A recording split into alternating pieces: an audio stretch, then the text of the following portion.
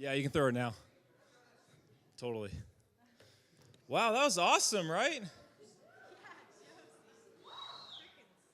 Gosh, that was so cool. Hey, your leaders should be texting you a link right now. If you do not have a smartphone, look on with someone that does, or look on with one of your leaders. Maybe they'll have you vote on their phone, because we are going to start with a live poll, and it's gonna be fun. Cool. I'm gonna give you guys like 10 more seconds. All right, count of 3, yell out your favorite Winter Olympic sport. 1, 2, 3. Shockingly, I did not hear enough curling. And thank you, Rory. What'd you say? Curling? Yeah. If you don't say curling, your answer is wrong. But you're still loved by God. Okay, we got it. Guys, have the link. Cool. Mika, can you pull that up? Awesome. So this is the first question. Is this working? The poll. Is it working? Click yes, no, or maybe. Or probably not. Okay, then look on with someone that does. Cool. Yes, no, or probably not. Is this working? All right. Mika, what are the results? Oh, it's not. Let's try this again. Here we go. Now it's working.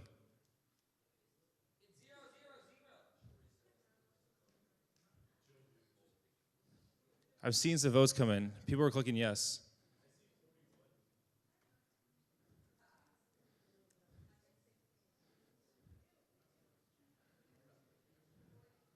Mika, can you maybe refresh the page and see if that works? Because I'm showing it on here, and maybe it's just not working. Can you click view results? There we go. 43 voted yes. Someone voted no. Someone voted probably not. Oh, 3 people voted probably not. Okay, let's go to the next question. On a scale of 1 to 5, how much do you think you are affected by culture? 5 being the highest. Cool, so click on that vote. 1 to 5. The votes are coming in. All right, Mika, let's show it. What do we got? Cool. A lot of 3s, a lot of 4s. Some 1s. Maybe Jesus is out there voting, because I don't think any of you guys are a 1. Dayton clicked a 1. You got called out real quick. All right, let's go to number 3. This is a factual question. How many advertisements do you think you were exposed to daily? Advertisements.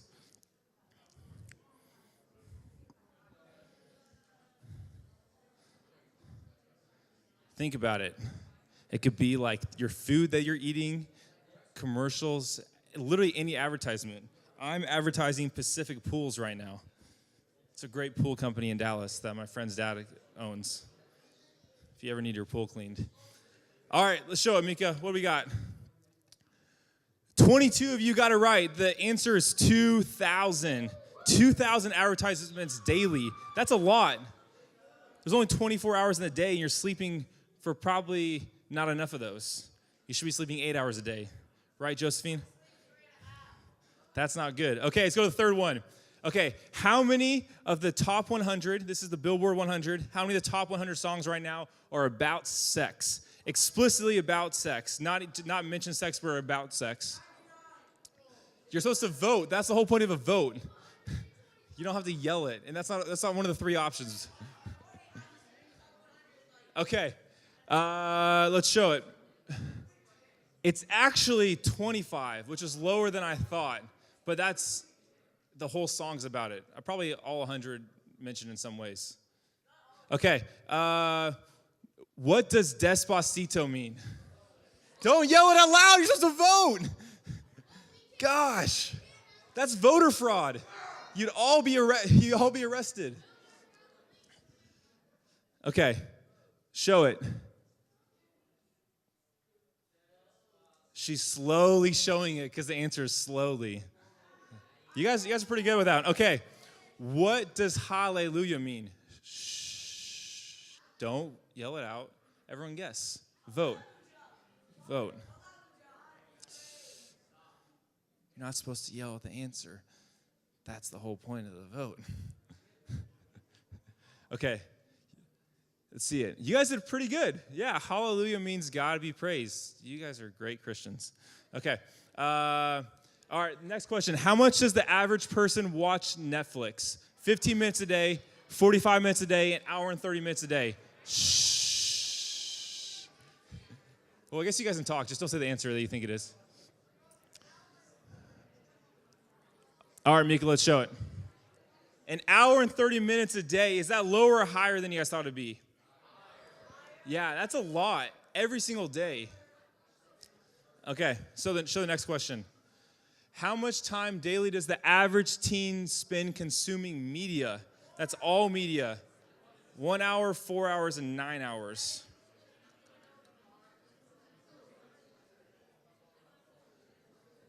The votes are kind of split on this one. Let's see it. The answer is actually 9 hours. That's a lot of time. You're not awake that long. Okay. Last question. What percentage of churchgoers read the Bible daily?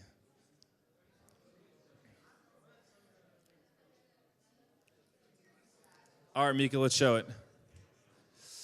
The answer is 20%. You guys got that right. Cool. Thanks for participating. You guys can put your phones away. So I'm gonna start us off with a story. When I was in 8th grade, I would ride the bus every single day to school. Shout out to people that ride the bus to school.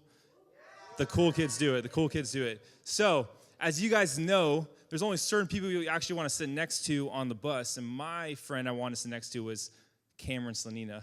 I actually had a picture of us. Brian knows Cameron. I actually had a picture of us in 8th grade on our 8th grade DC trip in front of the Bowl in New York, and we're like taking a picture in front of the butt, because that's what you do when you're in 8th grade. But I couldn't find it. I'm so sorry, because that would have been fun. All right, so Cameron Slanina, I always sat next to him on the bus, and I got on a few stops before him. So him and I would share our music most days. You know, iPod, you get one year, I get the other year. And on this particular day, let's call it November 2nd. I have no idea if that's right. November 2nd, I was really excited to share my music with him because I had just downloaded the newest Ludacris song. So I was really excited. So I was listening to a playlist that this song was on, and I kept listening to this playlist, but I wanted him to hear the song, so I just kept going back to the song. So for the 15 minutes I was on the bus ride beforehand, I listened to this 1 minute clip probably over and over because I want to make sure he heard the beginning of the song. And then he got on. I was like, dude, I downloaded the new Ludacris song. And we listened to it, and he didn't think it was that cool. But as I think back on that, I'm like, why did I care so much if he heard that song? Because, like, neither one of us really liked Ludacris that much. We never really talked about him before. And it had nothing to do with the music because the song wasn't that good. But what I wanted him to think I was cool for, like, knowing the new music. And so I listened to this 1 minute clip over and over, and he didn't really even care that much. He was obviously more mature than I was. But it really had nothing to do with the music. It was totally was an identity thing. I wanted him to think that I was cool and knew the new stuff. So these next couple weeks, we're going to be talking about engaging culture. And what does this mean? By culture, I mean the popular entertainment and general narratives that influence our surroundings. That's like TV shows, music, movies. And so we're going to talk about that. How do we engage with these things that we're hearing, watching, listening to, seeing? What should we be listening to? How should we be aware of what culture is telling us? And as we do this, let me acknowledge that this is a hard conversation, and not just for 8th grade Derek, but also for 26-year-old Derek. This is a hard conversation for leaders. This is a hard conversation as adults. We all want to know what the newest thing is. But I also want to acknowledge that this is way harder for you guys, where you guys are in middle school and high school, than it is for us. Like, I totally recognize that. It's way easier and way more fun to be able to talk about the newest TV show or the newest movie or the newest album or the newest, like, funny but slightly inappropriate YouTube video that people are talking about.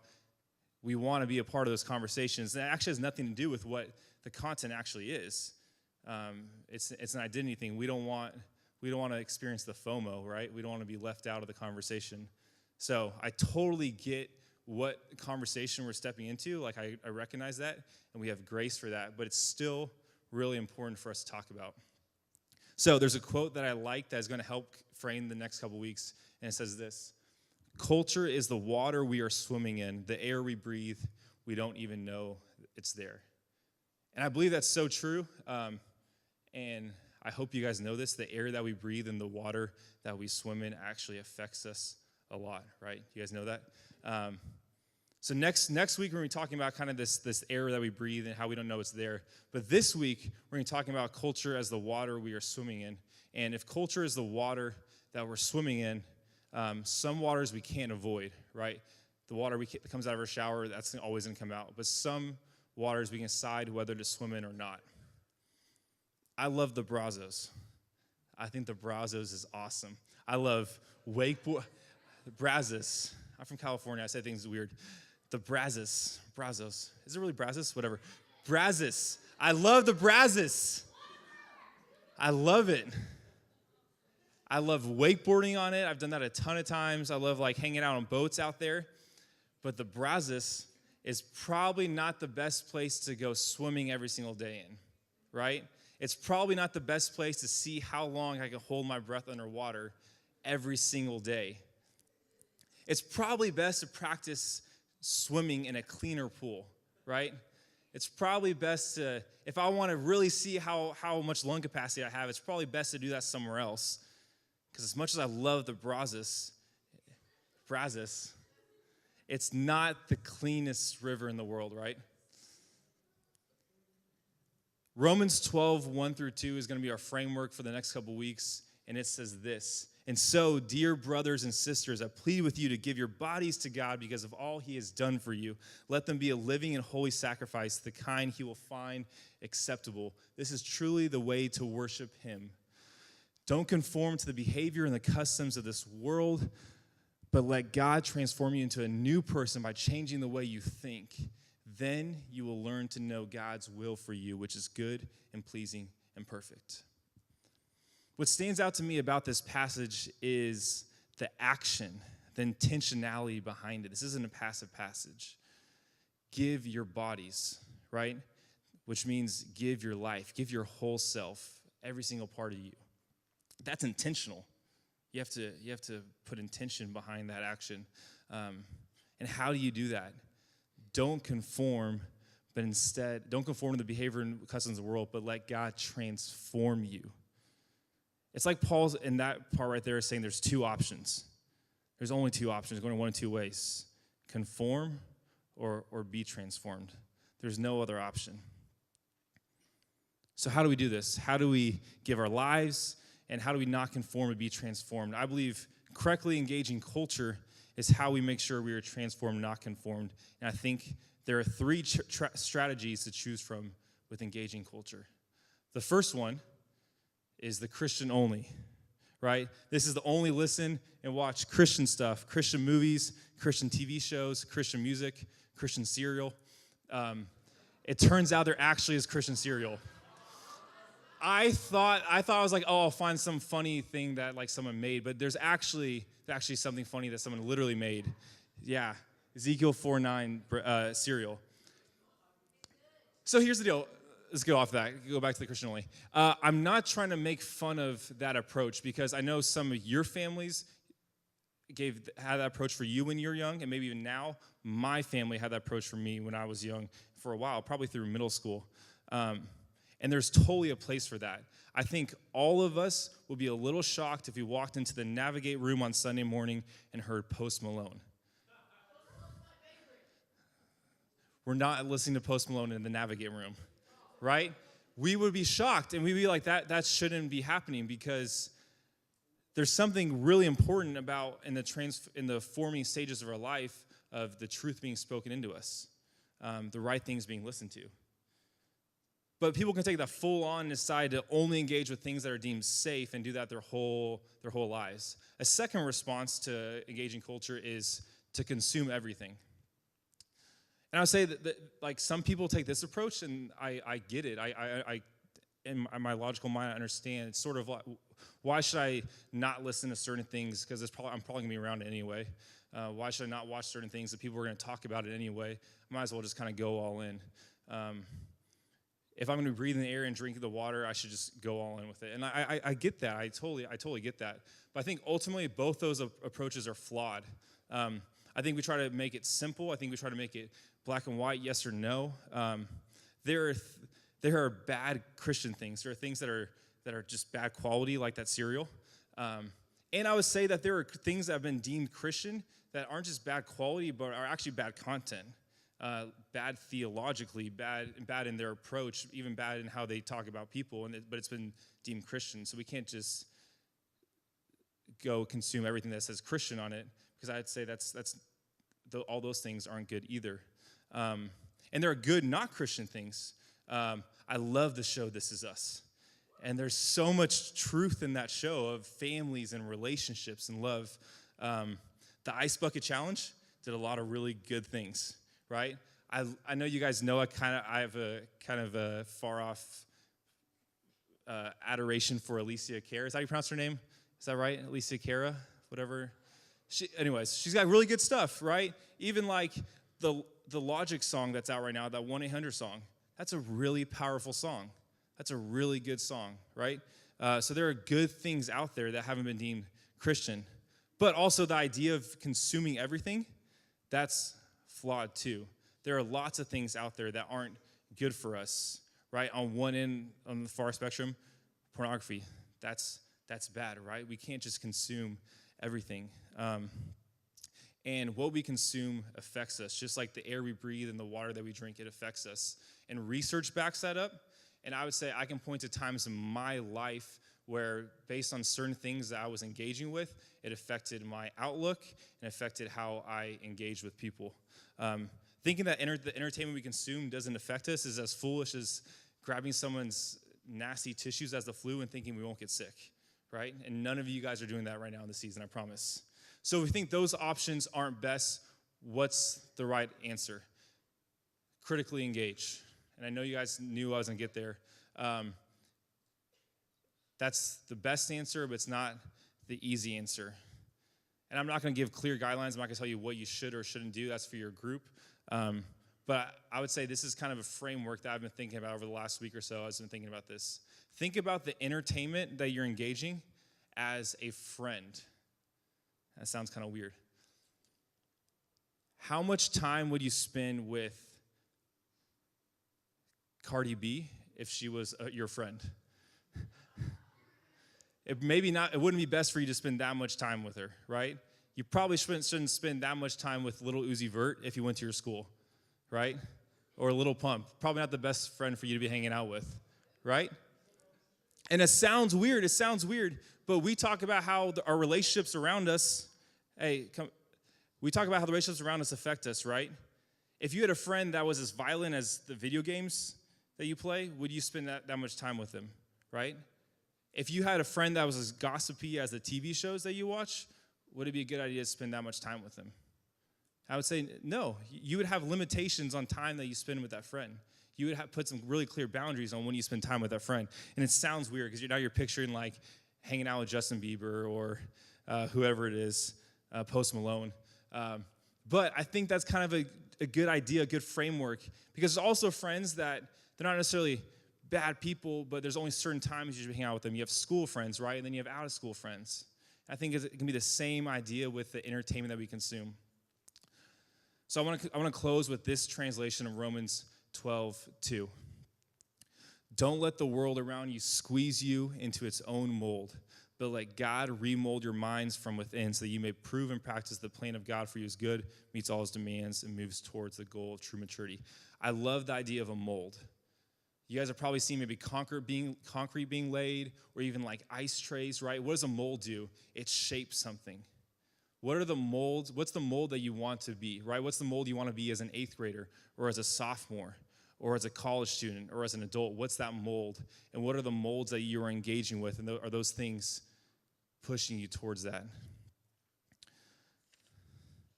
The more you become molded, the more you become formed, the more you become shaped in the person Christ has made you to be, the more you can engage with culture. And this is an important part of owning your faith, is intentionally engaging with culture and actively deciding what you are allowing to mold and shape you. That goes for a 7th grader. That goes for a senior in high school. That goes for our leaders. That goes for me and Kathy. That goes for Josephine, right? It doesn't matter where you are in your life. You all have to critically engage the things around you and decide what you're allowing to mold and shape you. So, you guys heard me talk for a while. At this point, we're going to transition into Sydney. Sydney is a junior at Midway, and she is going to talk about how she applies